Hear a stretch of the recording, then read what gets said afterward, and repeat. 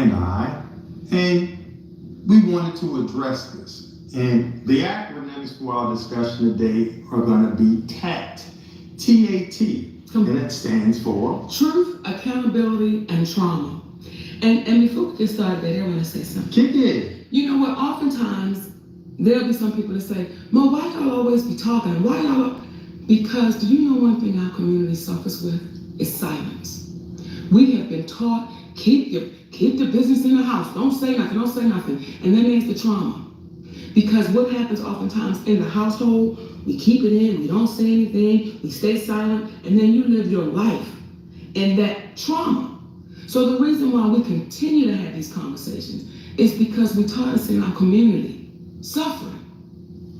And in addition to that, there's a level of embarrassment that we've been taught to carry that started from slavery. And that level of not identifying when you have a problem, because we've been taught to get through it so we could go back to work, when sometimes we need to be working on ourselves and dealing with the trauma that we've experienced so we can be better when we do go back to work. The catalyst to this conversation was due to the conversations that we would have and have had in the bathroom. Recently, there's a gentleman, his name is Vlad. And Vlad, since probably about 2018, and we're now in 2024, has been having individuals on his platform where he wants to speak about me as a piece of shit, I'm a bitch, all kinds of names that he used in reference to me. Now this is typically the time that I'm supposed to come back with my chest poked out and I'm gonna clap back. But I want us to understand that there's a different way in which to approach certain situations, because I don't take it personally that he said what it is that he said. See, my daddy has a way of saying, you know what, mama, this ain't personal. Well, when you keep hearing your husband being attacked, and you know it's not true, and you hear people deal with us with their opinions, but they don't deal with us in facts. We deal with people in facts because our opinion doesn't matter.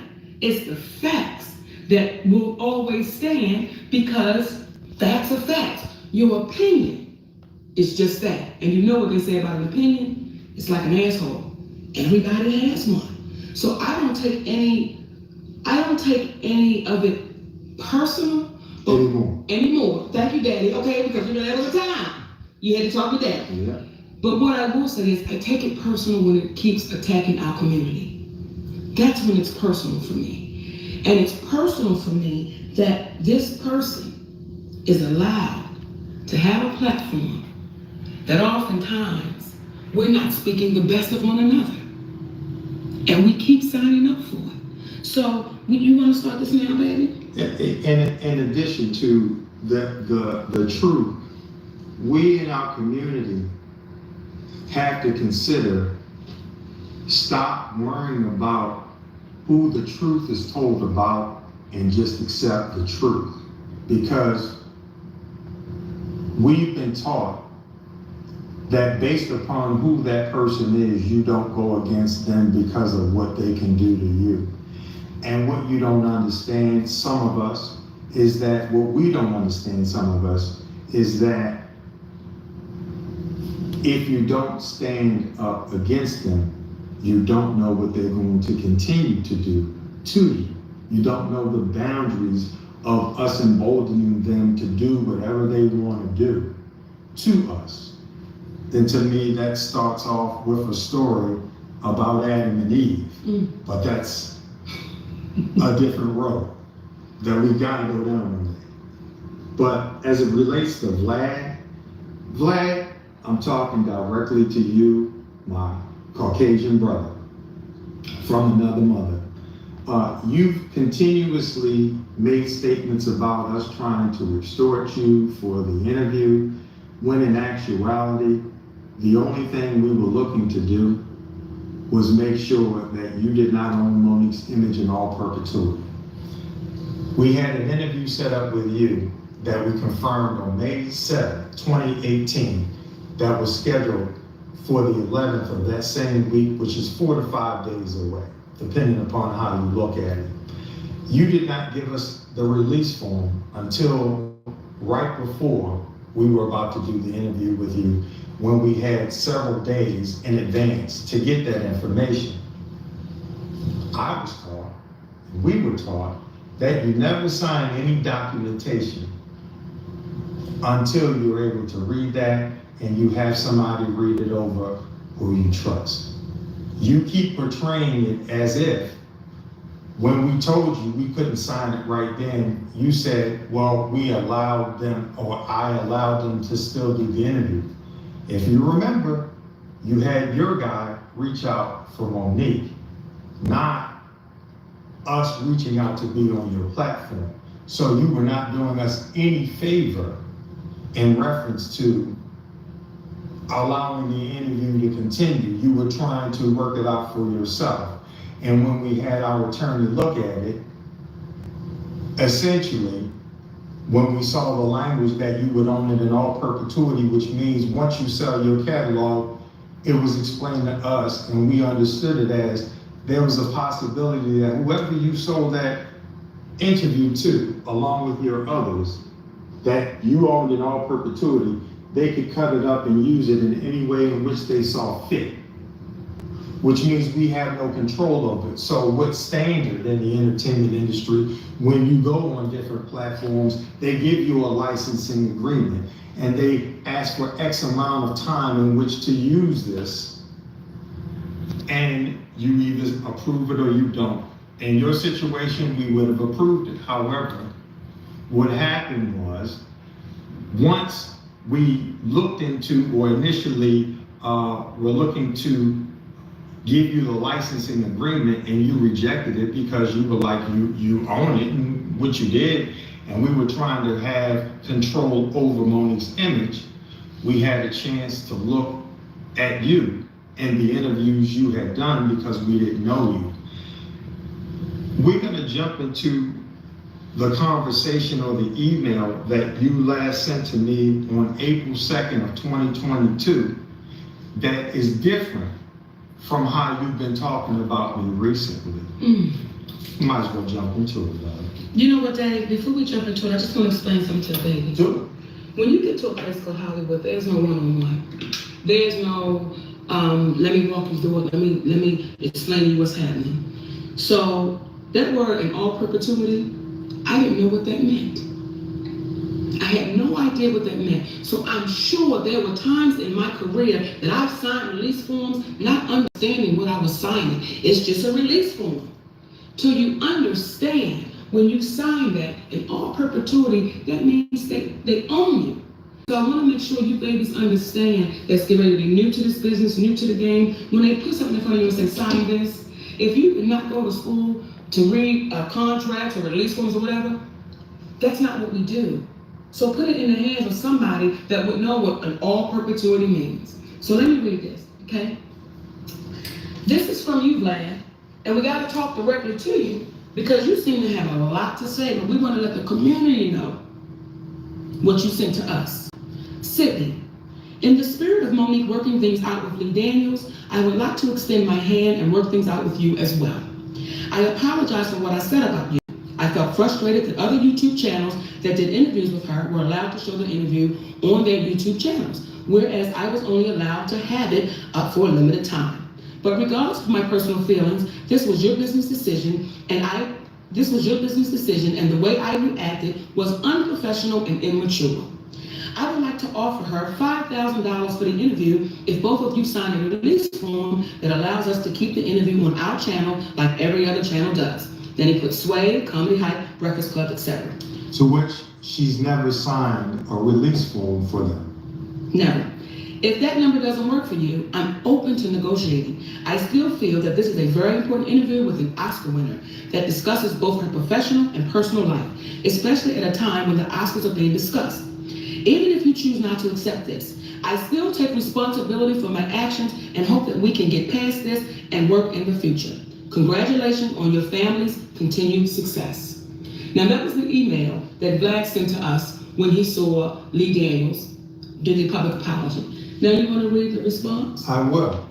And just keep in mind, the reason why we're reading this is because the energy that he's giving now has gone back to, I'm a piece of shit, I'm this, I'm that, and all of that. My response to Vlad was, hello Vlad, first thank you for the apology. However, if your expression of regret is being made in the spirit of Lee Daniels apologizing to Monique, then remember he did it publicly. That's the same place that you ironically stated the less than flattering things that you did about me. So obviously, in being in alignment with what is right, wouldn't the best place to apologize be publicly? As a man, please know I took no offense to your name calling, as it didn't make any sense that you would have disdain for me listening to our attorney as you listened to your attorney, and I didn't begrudge you. What does hurt my heart, though, is that our community doesn't see that there are no black people who constantly bring white people on their platform to speak negatively about other white people, like you do as a white male interviewer with black people. Come on. Your offer of $5,000 means that you missed the point with us, my friend. You see, we are principled individuals that are not moved by money. If spiritually, it doesn't make sense. When Monique says no to a major streaming company's offer of $500K for an hour of work, or no to Tyler Perry, who offered Monique money as his way of saying he was sorry for whatever hurt and pain he caused Monique, but she declined in exchange for a public apology that cost nothing, then why ever would she/we say yes to an interview for $5,000 or more with you? My purpose for stating the aforementioned is twofold. One is to say that no amount of money would allow us to do a show with you as long as you are a part of hurting our community by constantly perpetuating beef. The second is, as a white man who dips into the black culture, it begs the question, why not use your voice and intelligence for the good of the people and speak truth versus trash, even if it may mean going against the powerful? You're a smart cat. Why not use your brains to be a bridge builder as opposed to being a divider of black men and black women? For the benefit of yourself and your family, please remember the universal law of return. What you put out is what you get back in return, and don't you and yours deserve the best instead of setting yourself up for beef? To that end, if you're going to apologize, do it the right way, publicly. Not for me, because I forgive you, but for yourself, being that you and yours deserve the best karmically. And now you see why they say I am so difficult to deal with. Because speaking with people directly without being emotional, disrespectful, or argumentative can be challenging to deal with, especially when it's coming from a black man. Come on. All the best to you and yours. Sincerely, Sidney Hicks. Now, right there, Sidney just addressed this man in the most respectful way, the most professional way. He just let him know, I don't have to just curse you out. He sent that email to them because Vlad thought he was dealing with a bunch of stupid black people he could make money off of. Once they said, no, we are no longer going to be a part of anything to do with you if you keep exploiting the culture for your financial gain. Once they said that, oh, Vlad, he didn't like that. Oh, he ain't like that one bit. Because now he's being dictated to. He don't like that. He likes setting the terms. He was like, look, I put money out there. Y'all black, there's money. What's going on? First, he told the lie, I never pay for interviews. Remember he used to say that? Now, that's all he does. Once the lie done came out, like, dude, that's all you do is pay for videos. What the hell are you talking about?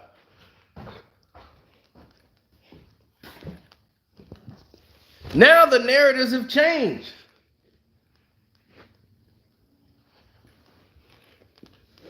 Then you got old face DL Hughley. We'll get into him later, but that's why his name is Daryl Lynn. You're mad your name is Daryl Lynn? They ain't call you Daryl Lee. They called you Lynn because even your own parents knew you was a little bitch.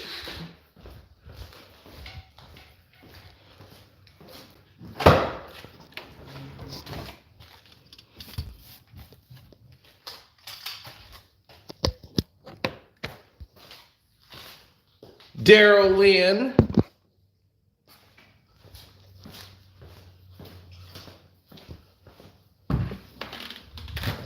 Oh, y'all didn't know that was his name? Daryl Lynn. They wanted a little girl and they got one.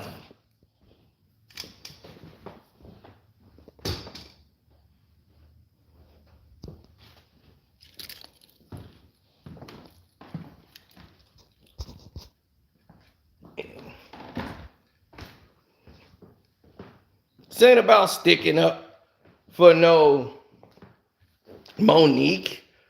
This is about exploiting a weak man. Period. He's a weak man. You want to tell me what old Daryl Lynn did now?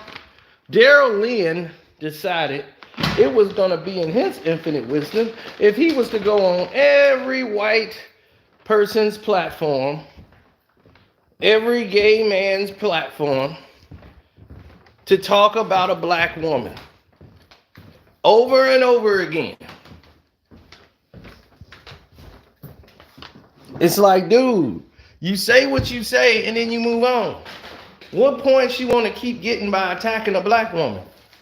Talking about how much money you got and opportunities you got. What does that have to do? What does that have to do with your situation? I mean, her situation. You know how Monique can get booked for Cat Williams? It's because she wasn't doing anything. I'm booked. So I can't do Cat Williams because I'm booked. Yeah, you booked. By the same people that's pulling your goddamn strings. So that's why you're booked.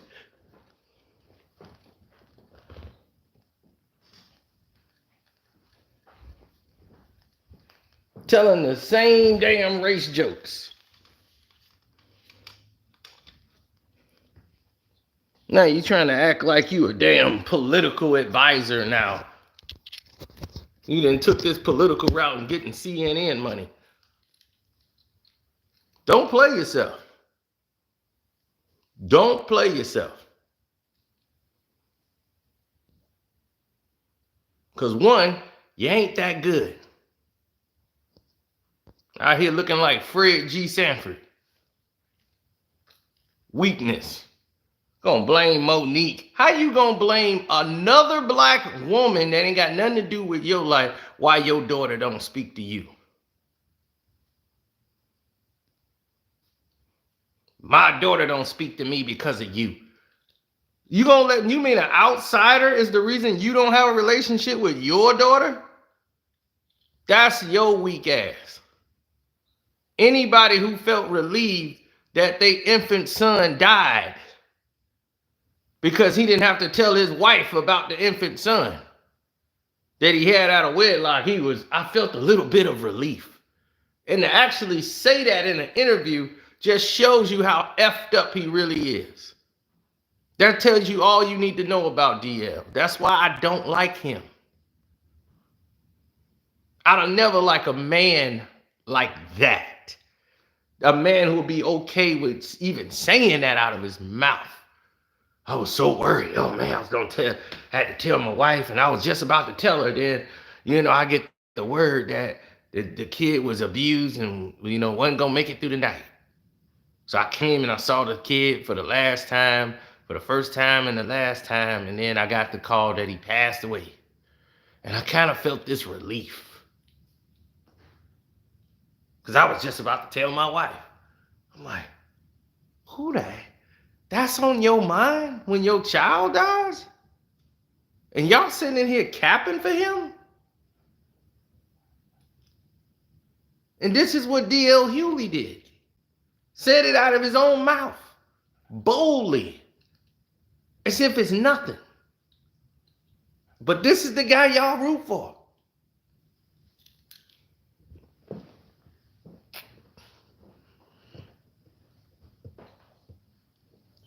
And be like, Cena, why you hate DL so much? Now you know.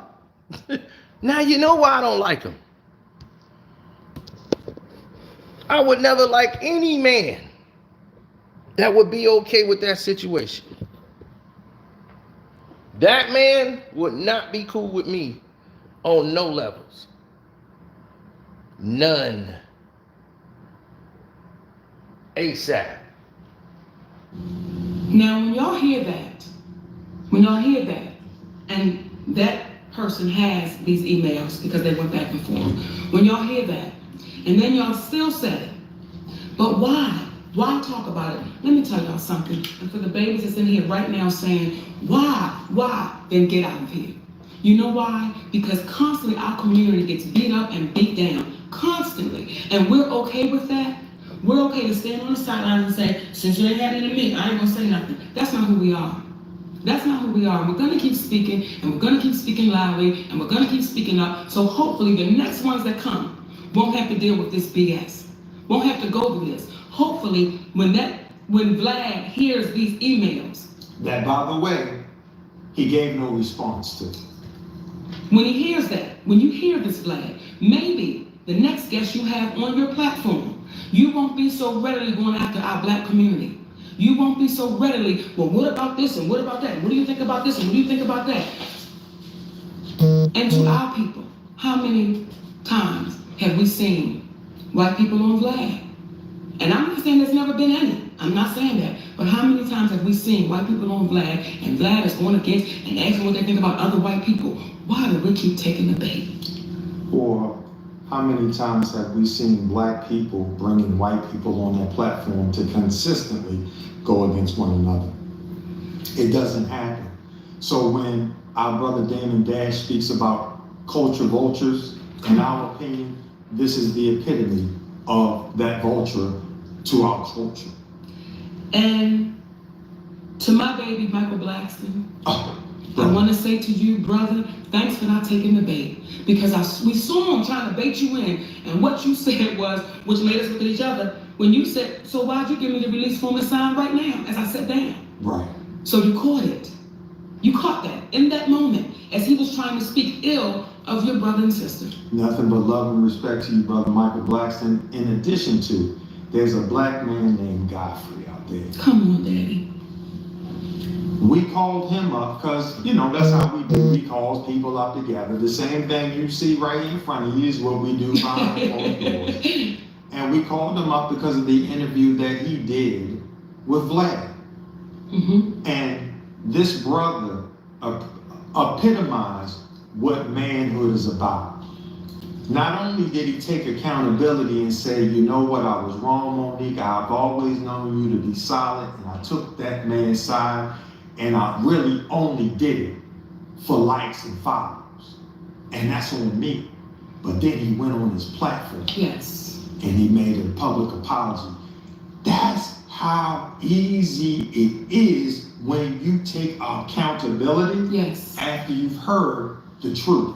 So that's the part of it, taking accountability. So when we see individuals such as Tyler Perry, such as Oprah Winfrey, why would billionaires, especially Tyler, who called Monique difficult to work with, who helped perpetuate this rumor that helped her to get blackballed? You heard Lee Daniels on talking with Don Lemon in reference to it. We know it's true. Our brother Steve Harvey, he said she done burned too many bridges. I can't help anymore. but no one's been able to point specifically to the bridge that she's burned other than what she did here with Vlad, and it's saying no. And for a black woman and black women out there, they gaslight you all the time. They want to constantly tell you how unimportant you are. Meanwhile, they need you. They need you. So don't give in. Don't be gaslit. Because for Monique to be so irrelevant and unimportant, this man has been talking about that interview for 6 years because of how relevant she actually is. And I'm gonna tell y'all something too. And it just took me there. You know what? I'm gonna keep fighting, and you know what? I'm gonna keep talking. I read Heather McDaniel's story. I read Eartha Kitt's story. I read Ethel Waters' story. I made it my business to read those stories, and all of them got the same story.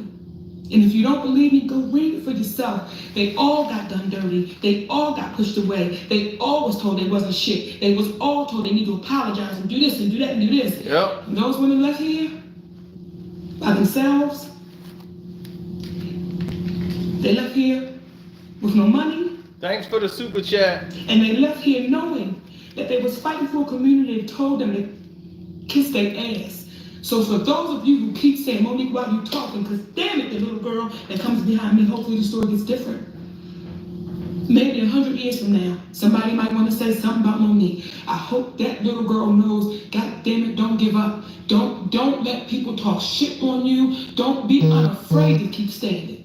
Be unafraid to keep standing. I'm so sick of reading them stories, and all of them left here. They left here. Nell Carter, all of them left here. Shirley Hemphill, all of them left, feeling like there wasn't enough, mistreated, mishandled. And if they do that to a woman who has won the awards, who is the first black female comedian to have a sitcom to go into syndication in the last 5 years. Yep. To do what it is that she's done, what are they gonna do to you at your job when nobody knows your name, nobody knows your plight? People are afraid to stand up because you're just a black woman. That's all. And black men, we gotta understand this. Let us stop demeaning and going against our black women and then ponder why we get mistreated. What are we gonna get treated like if we condemn and put down the very woman, the black woman, that birthed us into existence? And for the black women, let me be clear, because I see some of your comments. Yeah, damn, you can see that? Baby daddy, because it's right there. Oh, okay. Okay. I'm sorry. Okay. When I see your comments and y'all are saying, why is he speaking? That tells me a lot. That tells me either, number one, you don't have a man at all, or number two, you don't trust that man that you have. So if y'all want to know why he keeps speaking, because he's supposed to. That's what kings do. So for the ones that got anything to say about it, you've never experienced a king, because when the king is talking, I don't need to talk. He's speaking on what needs to be spoken on. So for you empowered, independent, boss, sisters, your guitar is going to be lonely, even when a man lands next to you, if you don't know how to treat him. And you've set no standards for yourself. That's why y'all have a problem with mine sitting next to me. I'm thankful that he's sitting next to me. I'm thankful that he says, you know what, mama, as long as I'm here, you ain't got to fight. As long as I'm here, you ain't got to. So for you black men out there, some of you, I'm ashamed of you. I'm embarrassed for you. Because when you put your mouth on a black woman and you start speaking ill of a black woman that you don't even know what you're talking about, I feel bad for the woman in your life. And I think that's a perfect segue, Mama, into our brother D.L. Hughley, who I thought we extended an olive branch the last time we had commentary in reference to when his daughter spoke out. The reason why we stopped and still offered to have a conversation with him to resolve the situation was not out of fear of his daughter doing something. It was out of love for you, DL, because it would be no different than the street we came up on. You might get in a fight with little Tony down the road. But you see Tony's mama coming down the street with them bags, you better go get them bags. I'm not tripping off of what happened between me and Tony. That's his mama. That's your daughter. So we weren't going after you anymore. We weren't even going to bring you up. But you went on, was it Jason Lee? Yes. You went on Jason Lee's show. And you wanted to share what? That I am the cause of the rift between you and your daughter.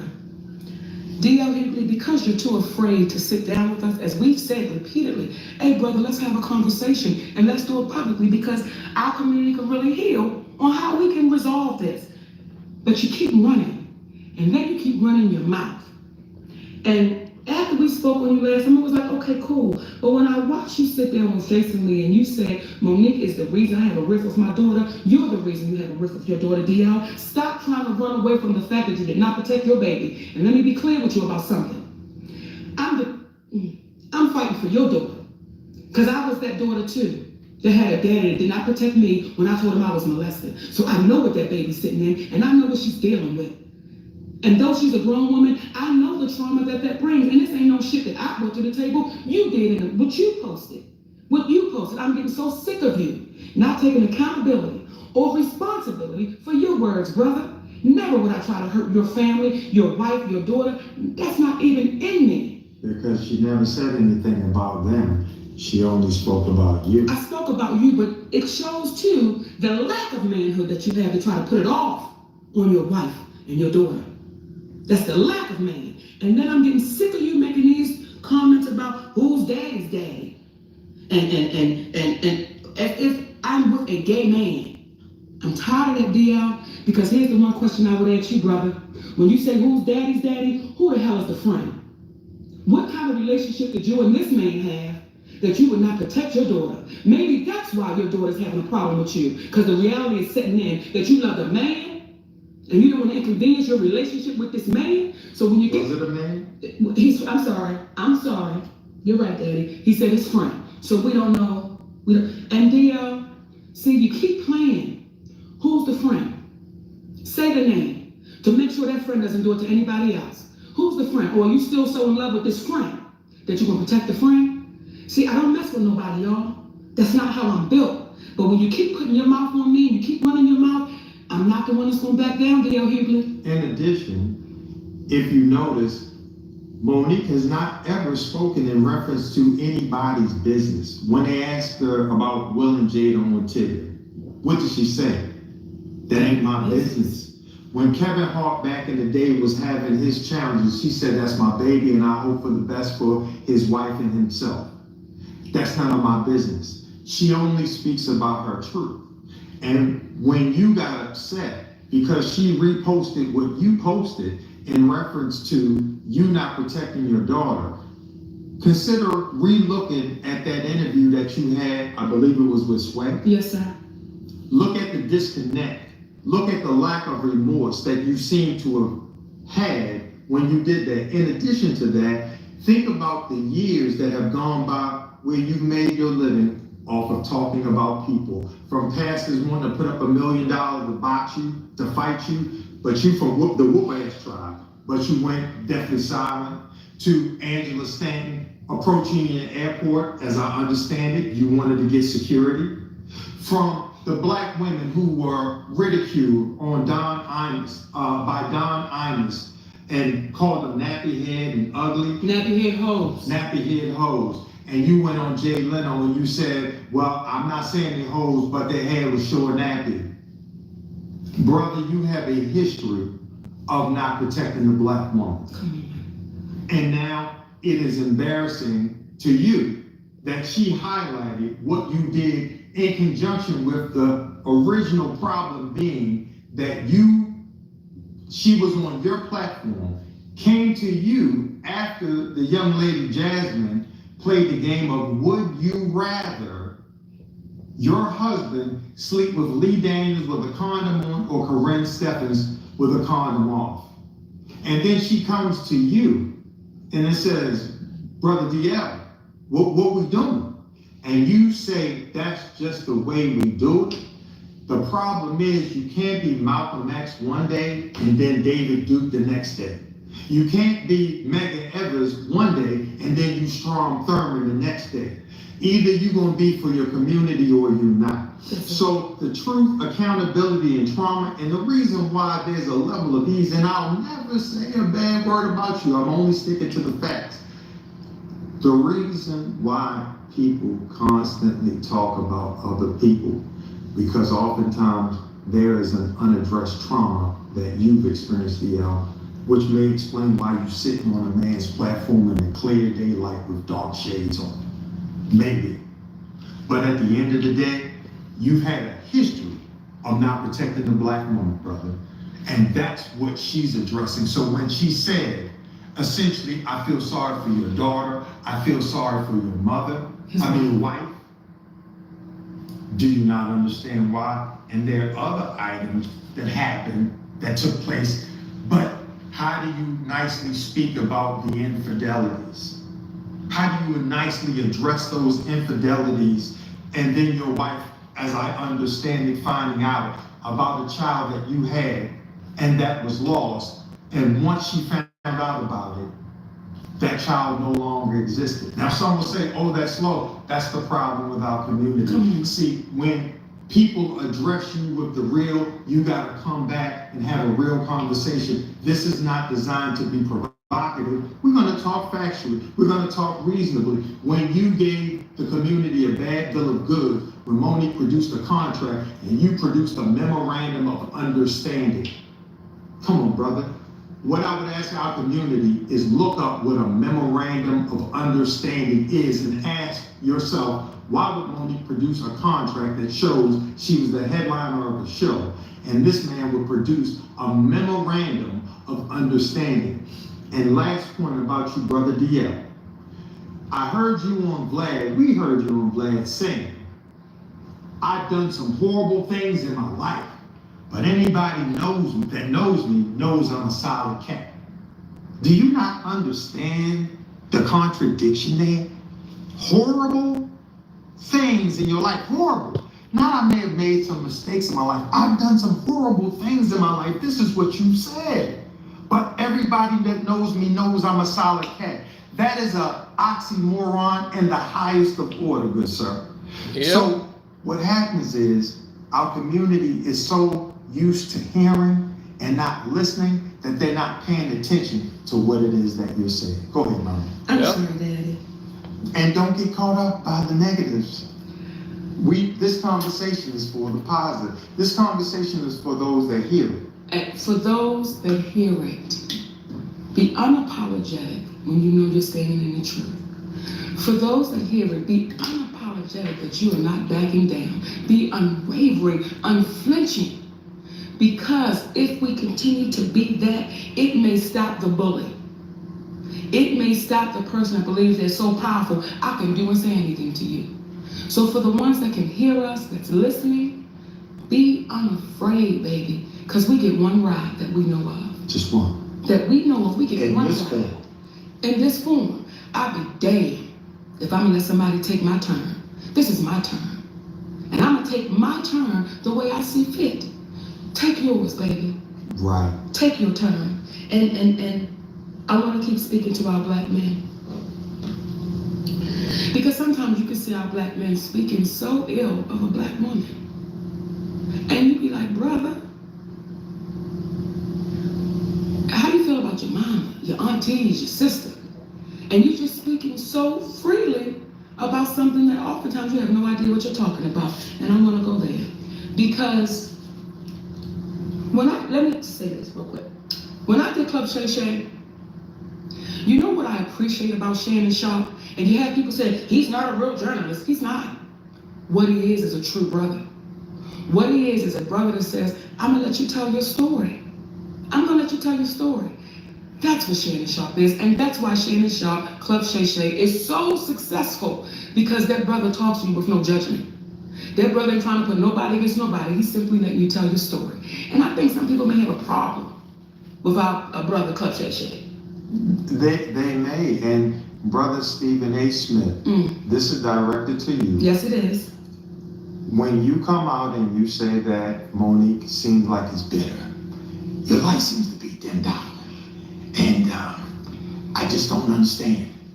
Here you go, brother. I'm going to repeat what I said to you before. Why was it okay for you to call Jason Whitlock fat bastards and other names? And Monique never referred to anyone out of their name. She said, I love those brothers, but she told her truth. Why is it okay for you to tell your truth that's inclusive of name calling, but a black woman can't tell her truth? And you being the journalist that you are, and you came on and you said, I don't know what's true and what's not. If you were the journalist that you propose yourself to be, would you not have come on after being knowledgeable about what took place before you spoke about it?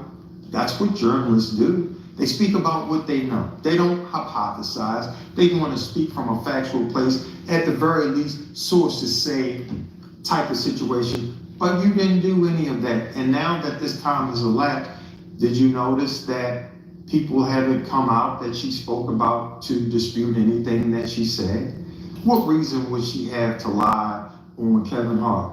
Love him. Told the truth about what took place. That brother loaned us or gave us 300 grand. Yes, he did. He gave us 300 grand. We love him. There's an old saying, you can He feed gave it to us, but we gave it back. Not only did we give it back, With interest. we gave it back to him with interest. Even though he gave it to us, we were like, listen, brother, there is going to be someone who asks. We do not want you to be in a situation where you have less because of us. In fact, we want to make sure you have more because of what you did and how we appreciate that. We weren't embarrassed by that. This is what happens when you get lied about in this industry by a man named Tyler Perry, who says you're difficult, and then things would seem to dry up. Again, we got to stop being embarrassed about what really took place. So when Stephen A. Smith, have you heard the audio yet of Tyler Perry yet? Have you asked your friend Kevin Hart, who, again, this brother is blowing up. We want him to win the whole nine. But when you constantly hear an individual speaking about that they are a brand, the only thing is, what good is it to be a brand if you lose your man and you let an individual who happens to be white, just happens to be white, and your manager get in the way of an arrangement that you set up with an individual you call your auntie? You tell them they like your mother, but then they don't get back to you in reference to it. So we're wrong, and she's wrong for having a discussion about the truth. The truth. The truth. I mean, Mom, recently, there was an outreach for her to do an interview with him. And she said, I'm not doing an interview with him through you. I'm coming to you, Kevin, and I'm speaking to you, Kevin, and reached out to Kevin and said, hey, brother, through text, why is it that you would have somebody reach out to me for an interview when all you got to do is reach out? Sometimes you can be so big that you don't even know what's going on in your own affairs. And he said, no one from my team reached out to you. Well, guess what? They did. And we gave him the name and the individual, and I called her back to confirm she was who she really was. And that's who she was. So again, and then, once we gave him that information, we no longer heard back from him. So here's what I'm saying to you for the babies that's listening, that want to come into this business. When you get into this business, don't lose yourself. Don't lose yourself, baby. Don't have people that knew you for a long time, when you come around again, they have no idea who you are. Don't lose yourself. I'm not saying don't change, because change can be good. Change can be good when you're learning new things and different things, and you might say, you know what, I want to be a better person. Not saying it at all. What we're saying is don't lose yourself. And we know people that's lost themselves. And now everything becomes so grand and so, so out there. And you're like, what you talking about?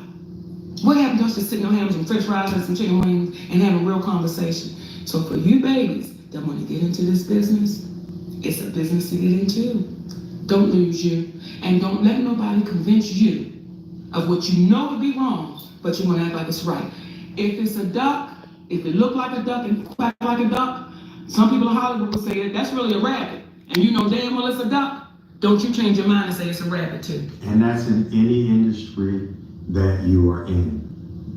Don't change who you are, because if you do, you won't get the opportunity to run into true folk like Cat Williams, true folk like Mark Hurley, true folk like Tommy Davidson, true folk like Zooman, true folk like Red Grant, and the others on that Dark Matter tour. And when you walk out, see, this is the part for me that I love, seeing through video, because I gotta hold it down at the crib, but seeing it through the video that this man, Cat Williams, commands 10,000, 12,000, 14,000 people. And she walks out and they stand up. So you might not be loved in Hollywood, but there's something about being loved by your people. Come on, Daddy. I want to say this about our brother Cat Williams. Through the years, I would always hear things.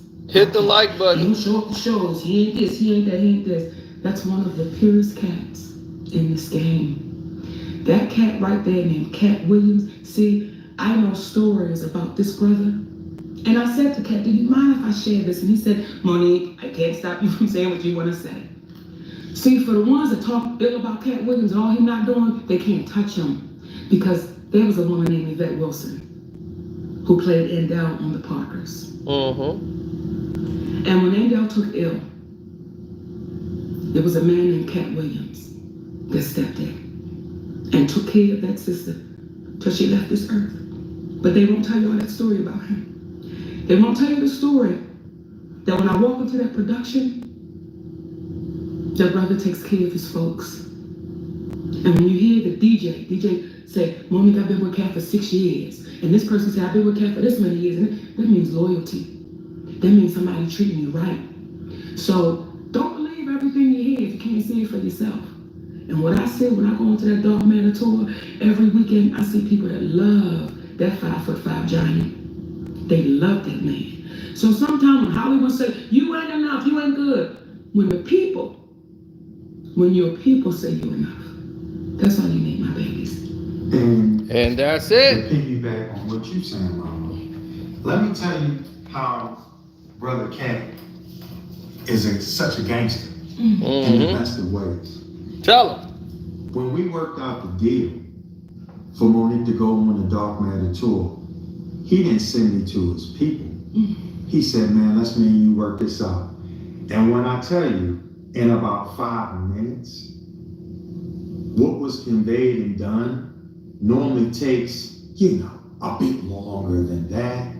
And the reverence and the flowers that he has bestowed on Monique, just a gentleman. Just a gentleman. A gentleman. And everybody on that tour had the same energy. Everybody cheering everybody on. Everybody is happy for everybody. So this weekend in Dallas, Texas, and in New Orleans, Come on. y'all come on out, baby. Get some of this good. Because that's all it is. It's good. And for the babies that's coming in this business, get around people that's pure. Get around people that's, this right here is pure. That's the people you want to mess with. The people you want to be around is the people that's going to tell you the truth. Even if it don't feel good to you, but they're going to tell you the truth because they want you to be better. So always understand that. That is the truth. And that's what's wrong with the majority of the people that was in this chat today. You saw them all early on. They cheering for, I love DL. I be like, what do you love about him? He's a disgusting human being.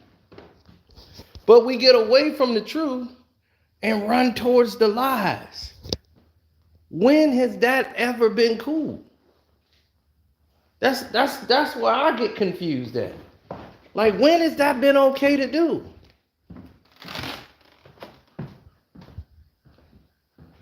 When has that been okay for us to say, man, let's go ahead and support the liars? Where we do that at?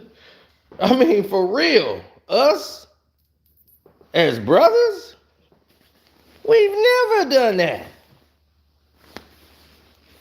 We had too much pride to do that. That never sat well with us.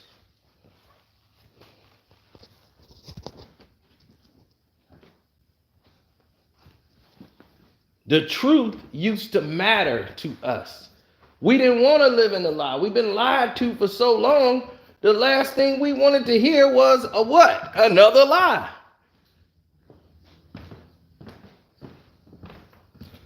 You want the truth. I'll be like, man, then when you get told the truth, you know what these people are doing now? They run right back to the lie.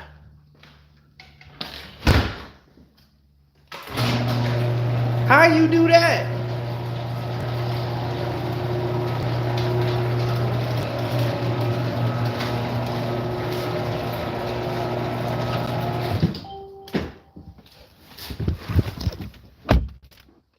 How do you do that?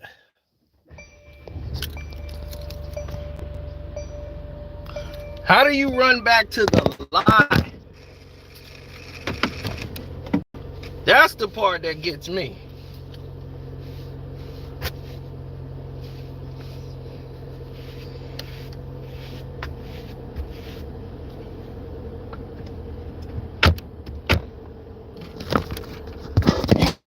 Hear it now. We talk about LeBron James, everybody get mad. And instead of people saying, well, that's not true, this is true, that's not true, that part is true, nobody says anything that they're supposed to say.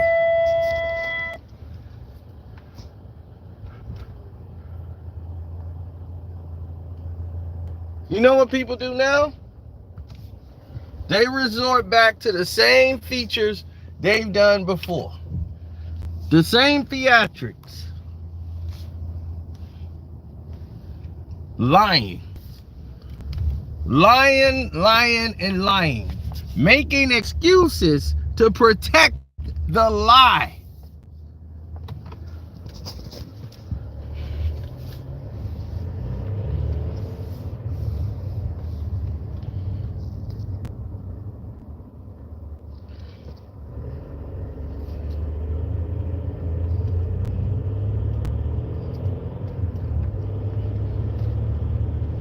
So when Monique is found out she's telling the truth, people don't accept it. When it first came out, I was like, man, why is Monique tripping? Like, man, who is this dude talking for her all the time? This husband. Man, he messing up your money. You got this dude talking for you, messing up all your money. So I'm sitting there convinced this is the problem.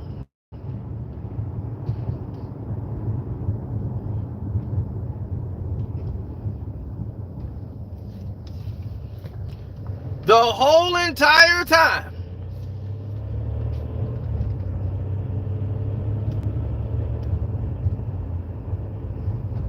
Yeah, I gotta put some money in the bank. I got way too much cash on me. Entirely too much cash. I mean, it's so much cash, I can't even hold it all. I got to go to the bank ASAP. Like, it's crazy the amount of money I got. I don't even want this kind of money.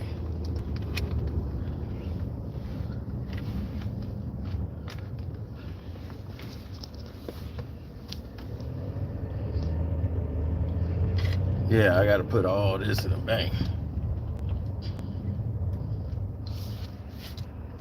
At least some, to where it don't award the feds to come.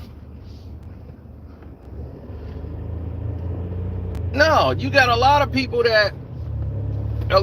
come your way, they don't have your best intentions. They want to be like, okay, well, what is your best intentions going forward? You know, put your best foot forward and all that stuff. That's not the case.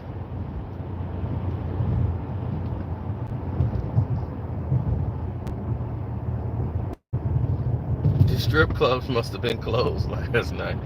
Nah, I was at another club. You was at the if you was on the Patreon, y'all was in the hood. I was in the hood last night. Then I came all the way back out here, then I was like, I gotta go home. I'm tired. So I went home to rest and rejuvenated now.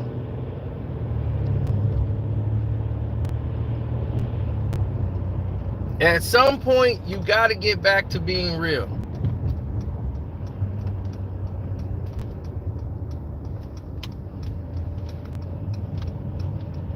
Right, I was thinking like y'all were thinking at first. Like Monique is just complaining, she's being troublesome, she's doing all these different things, because I'm reading the stories like y'all was reading them. And then what I did was listen to the information. And then I'm hearing what Monique is saying, and then I'm listening to what they're saying, then I'm listening to what Monique is saying, and I'm like, okay, well, this ain't adding up. They're lying. Then you start hearing other people that was there, then all the stories that was coming up about how difficult she was in a comedy club. All this stuff was coming from people that were aligned to the people she was talking about. Then you realize this all goes back to Oprah Winfrey. Then you start to see how Kim Whitley act. And I watched the whole thing unfold. So I'm like, oh, okay, she telling the truth. And then I'm sitting here shocked that the people are still split. And they still trying to find a way to defend the liars. That's what's shocking to me. And I'm like, why would you be sitting here defending the liars? That just don't make any sense. We would sit here and defend the lies. When did we become those people? That's what shocks me. I'll be sitting back like, I don't even know what to say for y'all. I'll be so embarrassed, at us as a people, because we never used to be those type. If the truth was out there, we won't roll with that truth. And instead of just saying, okay, well, no, that's just somebody's opinion, we make up doggone excuses for the lie.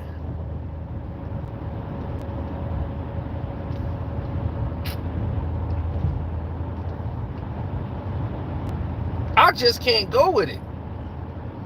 I can't stand behind something I don't believe in. I just can't do it. I'm not made that way. I don't know how people do it. It's not in me. If I don't believe in it, I can't get behind it. I don't care about the bag. I don't care about the check. I can't get behind something. Like I told you, they wanted me to sponsor a product I couldn't get behind. I'm like, I have no proof of what this thing can do or can't do. I haven't seen it do anything. And I asked people to give me this and give me that, and you guys was like, oh, we'll get you the sample, we're gonna give you this video example. And I was like, they sent me a video of a guy talking about it. And I'm like, it's not what I said. I was like, I want to see this for myself. I want to see if this stuff really working. I'm not gonna tell people to do something or suggest something to somebody and I don't know anything about it. I'm just going at it because they cut me a check. No, I don't do that. Why would I ever do that?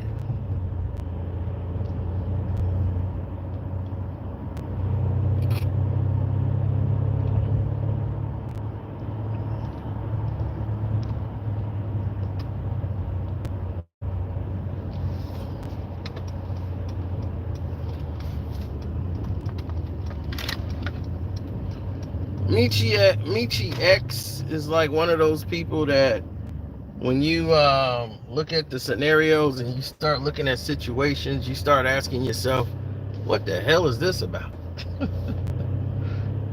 Like, she always is going to look for a controversy. She's always going to search for it, to find, to do whatever it is that she wants to do in that particular moment in time.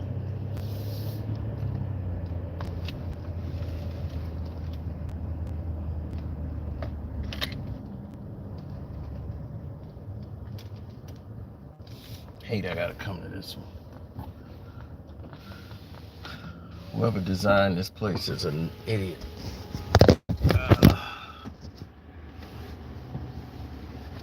Yeah, all this masculinity. Yeah, bro. Too much money. Oh, good Lord, man. When you got this kind of, you got way too much money on you, bro. It's time to go. It's time to go. Straight to the bank. I'm laughing straight to the bank with it.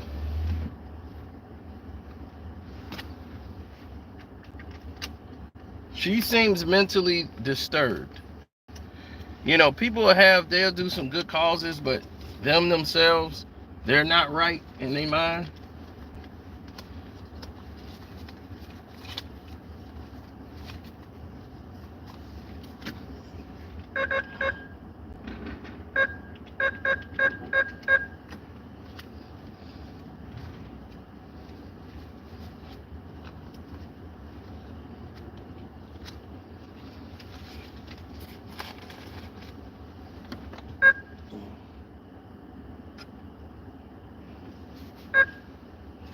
I'm finna cause a federal investigation.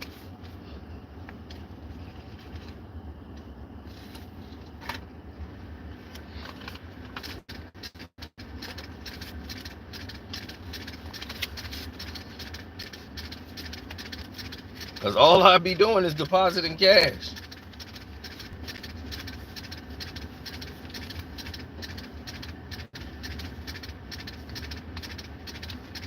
I'm gonna cause a federal investigation in a minute.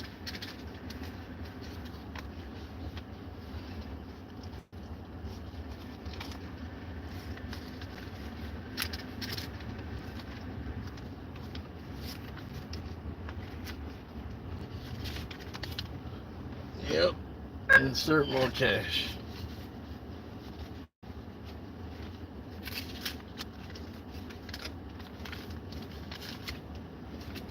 Uh-oh.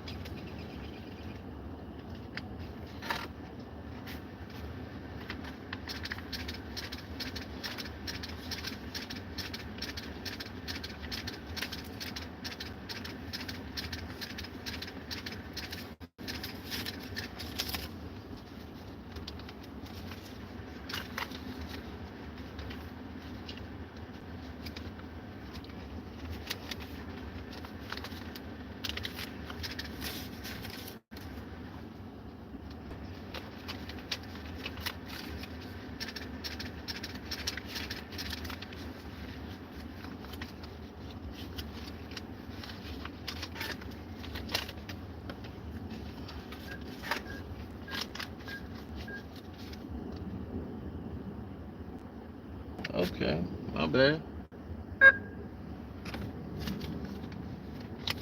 I'm at the limit on how much I could put in the bank.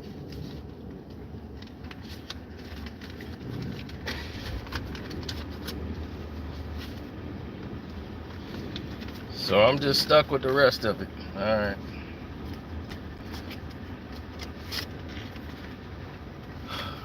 With all I put in the bank, Jesus Christ. Still stuck with this much. How crazy is that?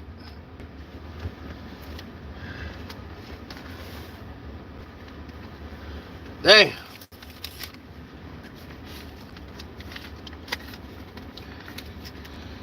Oh, this ain't strip club, buddy.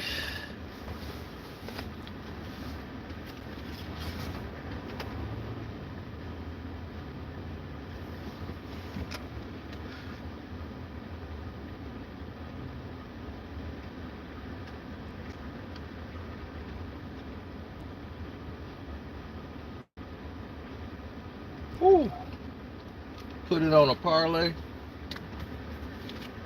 They still adding it all up. Now,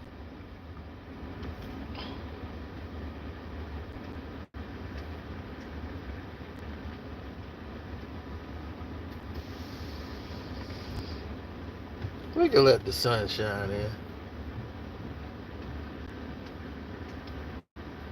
No, most people.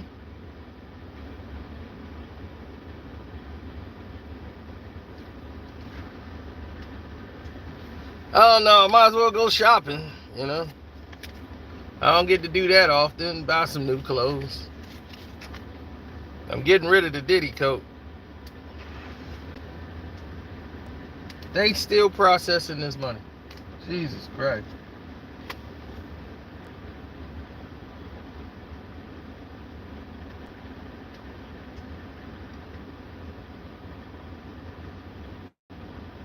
I guess they authorizing all of this.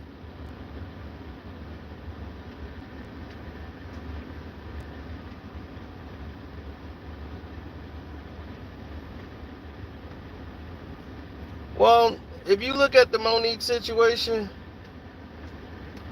all you're going to do is, and all you're doing is you're setting yourself up for failure. You know, more than likely, the people that you run into are the people that you don't want to see in life down the road. These are the people that's going to take up the majority of your time.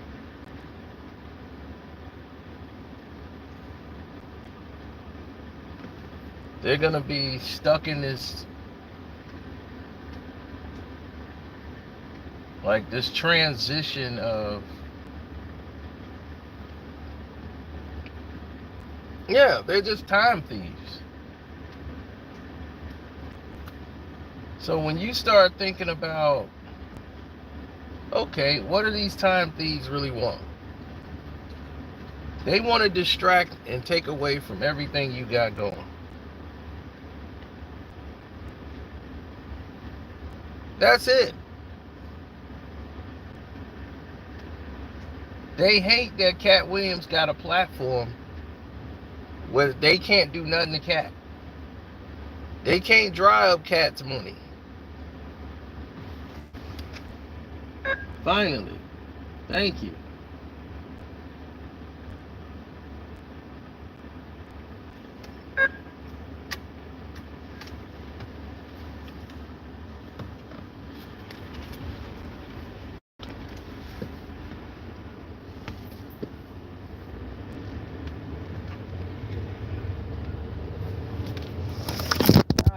You think I put $1.5 million in the bank? Hold on. Yeah, you'd have thought I put about $1.5 million in there. Like, damn. Can I go now? Can I leave?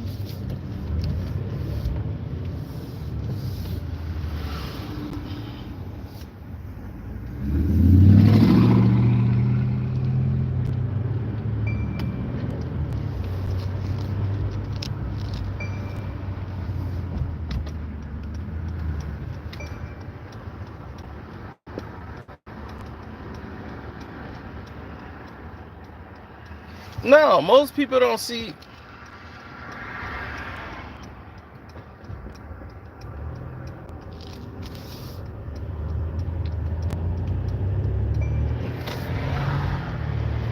No, most people don't see it. That's why Stephen A. Smith had to shut up.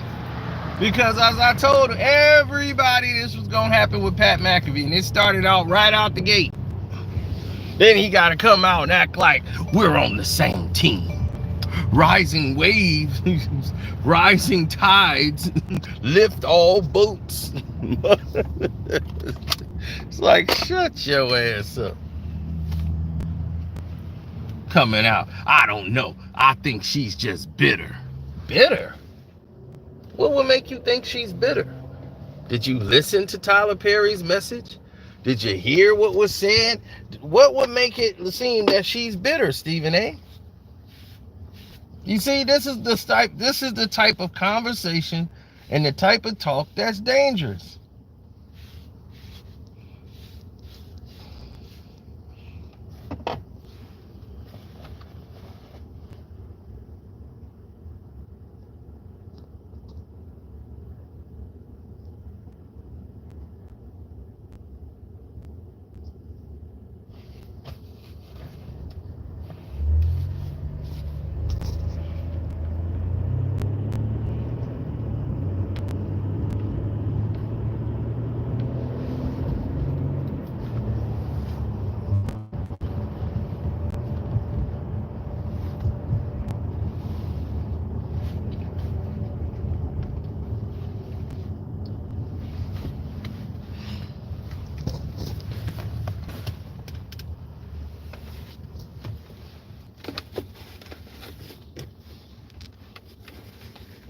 Hold on.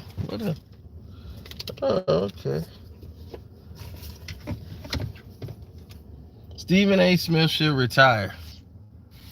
I mean, it's hard to retire when you don't really have a job. What is his job? He ain't been a journalist in about 30 years. So what is his job? He don't have one.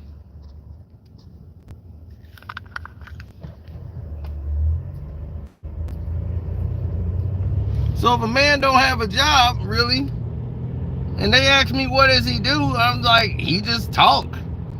They put him on TV and he just start talking. Then he get mad because don't nobody invite him to stuff. But he got to add his 2 cents on everything. Like somebody asked him to talk about Monique. Y'all asked me my thoughts, so I got to give you my opinion. Who the hell wanted to know what Stephen A. Smith thinks about Monique and Cat Williams? And Tyler Perry. Nobody thinks of Stephen A. Smith when they're thinking of Tyler Perry. Or Cat Williams or Monique. No, you want to talk about it because it's getting a lot of views and it's trending out there, and now you're a blogger. So now you got to cover the current event. Tell the truth. You in our world now, Stephen A. We ain't in Stephen A.'s world. Another failure from you. Come over to Stephen A.'s world. What happened to Stephen A.'s world? Huh? Another failure. Quite frankly, a failure. How the hell you got Kobe Bryant and Allen Iverson on the show and can't get no viewership? Because you suck.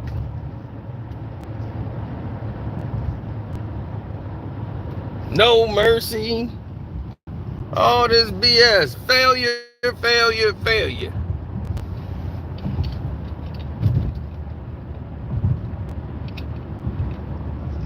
But you so great. People just familiar with you. So they just say, oh, I know him, Stephen A. Smith. Yeah, I see him a lot. They showcase him. But don't nobody really know you. So that's where your popularity comes from. People just remember seeing you. But they don't sit around and watch you all the time.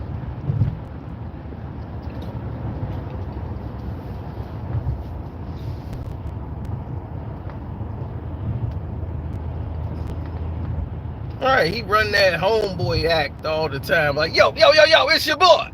You know, holla at your boy. I mean, man, get your fake ass out of here. That stuff ain't fooling nobody. You went to Thomas Edison. Damn near an all-white technical school. You went to a Fashion Institute of Technology. Stop.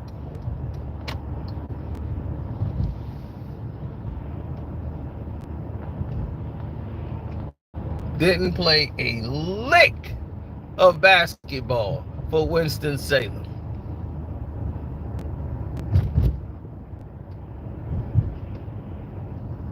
But they doing a special crowning you with your old teammates. I mean, like, he never played. So how do you score points when you never played a game?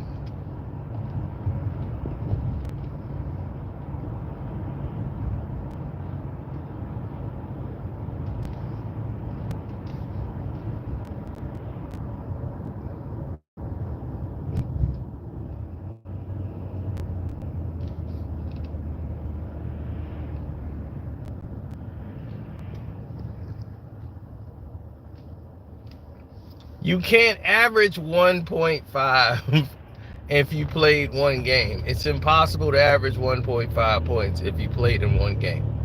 So that stat is incorrect. As I told you, I don't know where they got that stat from, but Stephen A. did not play at all.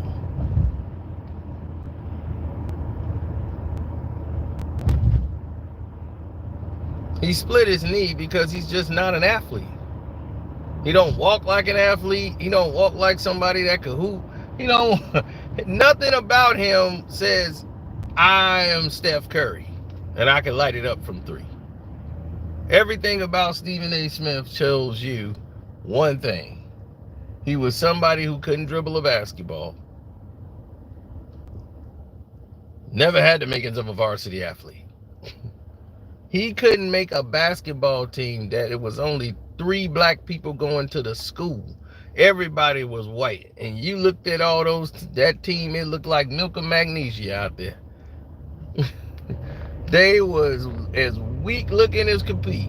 This is a technical school. Basketball wasn't really they bread and butter. They wasn't trying to send people to the NBA over there at Thomas Edison. So the people, he couldn't beat those people out. But we supposed to believe you Steph Curry. You see what I'm saying? People can just come out and recreate a lie. You can write a whole book predicated on lies. Everybody done been disproving everything in his book, left and right. That ain't right, that ain't right, that ain't right, and that ain't right.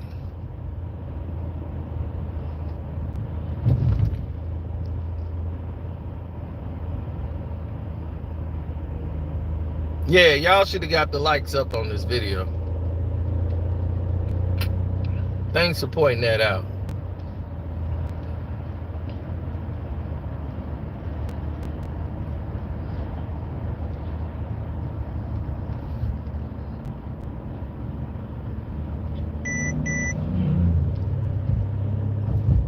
Did you even think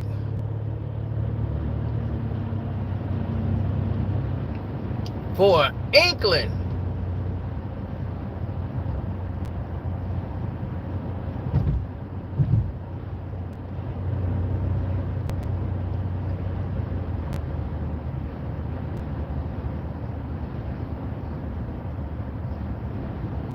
he said Douglas. Alright, these stupid people, DL, man, I can't stand DL. He's a punk.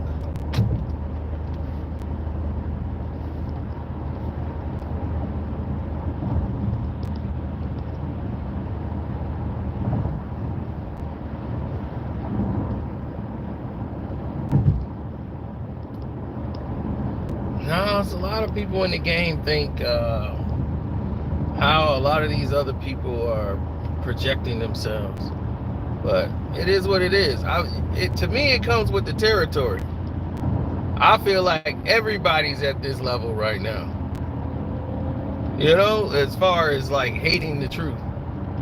I just try to keep it as real as possible. I tell you how I feel, and that's just that.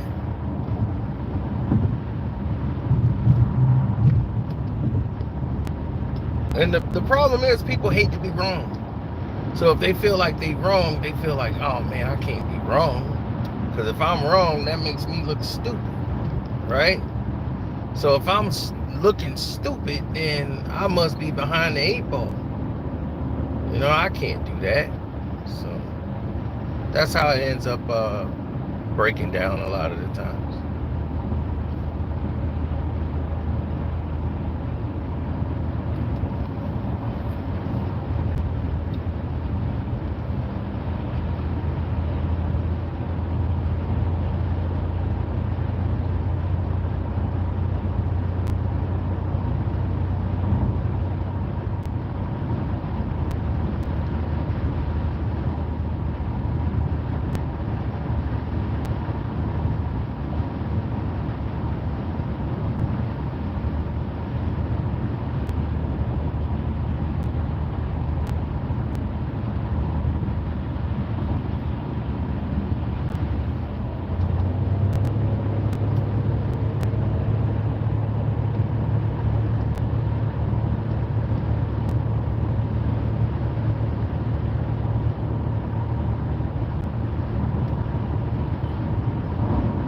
Oh man, yeah.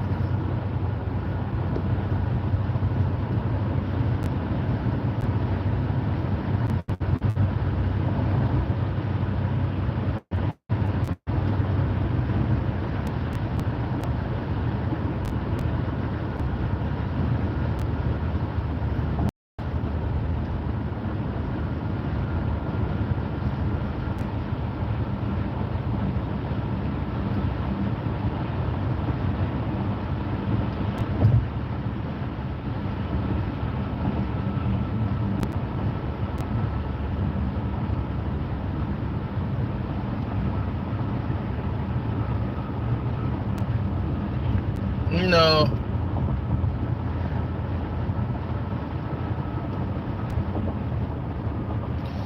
I think Steve Stout should stop talking about things he don't know about. Like, they were asking him questions he didn't know. That stuff was way beyond him. They asking him about Ja Rule and 50 Cent. Like, Steve Stout don't know about that. Now, you want to ask them why this Puffy beat his head in with a doggone Moet bottle? That's why.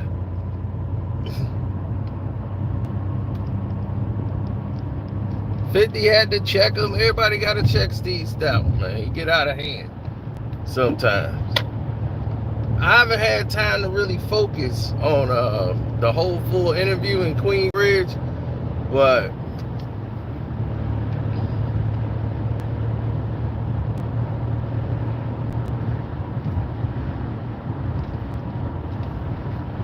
yeah, I'll probably do that too, because remember, I was sick. When all that was going on, I was like messed up. And remember, they had poisoned me. So I was nice and hit with the spray, the whole nine.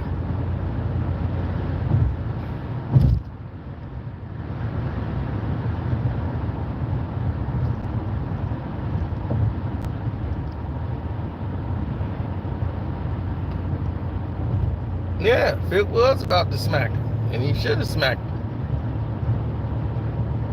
Because he over there because he was working for Interscope at the time.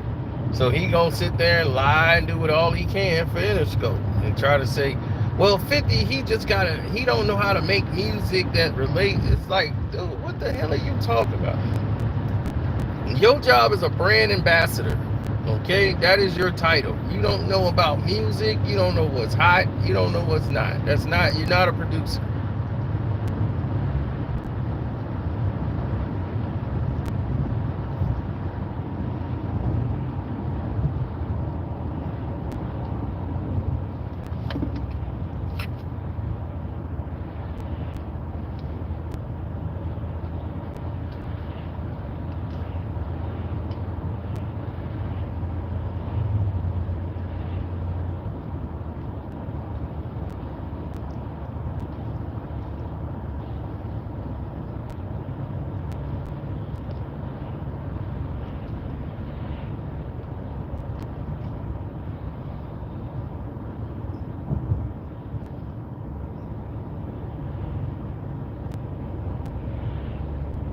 Yeah, well, when people do things, it just don't connect. It don't resonate well.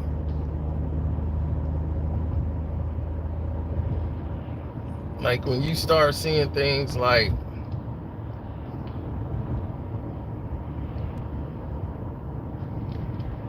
of course he explained it, Will. He never averaged 1.5 points. He said, it's a lie. It's 0. Because I didn't even play a game. He didn't. He was on the bench.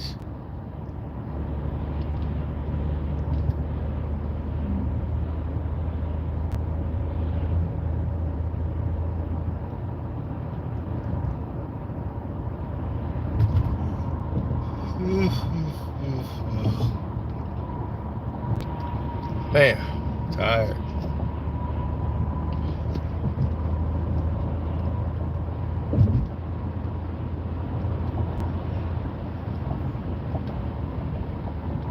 He said glad TV is jealous of Shannon Sharp and the Heart of Darlog smoking him. Of course he is. I mean, he realized now he ain't the only show in town. But all these clowns keep running back to him. It's funny to me how everybody's saying, oh, we should ban like Skip Bayless. Skip Bayless should be banned. Skip Bayless helped make Shannon Sharp and Stephen A. Smith multimillionaires. So if it wasn't for Skip Bayless, they would not be where they are. You know them because of Skip Bayless. What did Djvlad ever do? Nobody know anybody because of Vlad. They were already somebody and went over to Vlad. But they still, these doggone, I swear these doggone, oh God, I can't think of a worse name to call them. They keep running back over there to this guy. I was pissed off at John Sally. I hit John Sally up like, and he was like, he's good for business. I'm Sal. What the hell you keep going over there to this dude for? Oh man, he good for business, man. I'm selling my products and stuff, man. I'm trying to sell this, man. He good for business. I'm Sal. That ain't good for business, bro. I wouldn't buy anything that dude was selling. He looked like a sleaze. He looked just like what he is, a sleaze. I wouldn't buy nothing from him.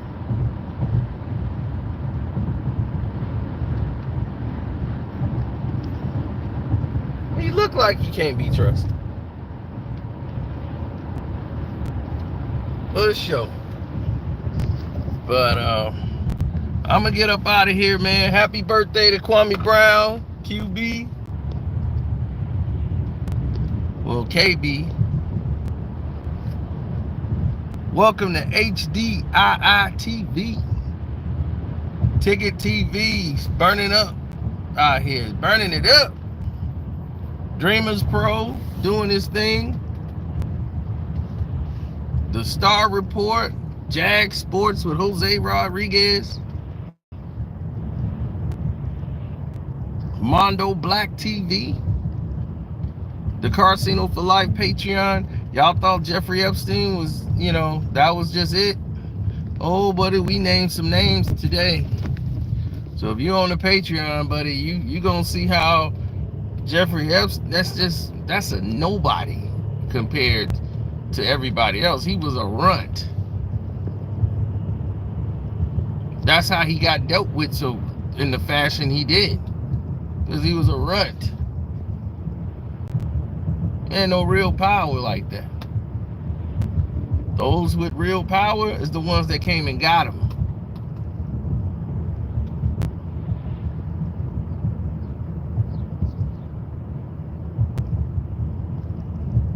So, love, peace, and hair grease. I'm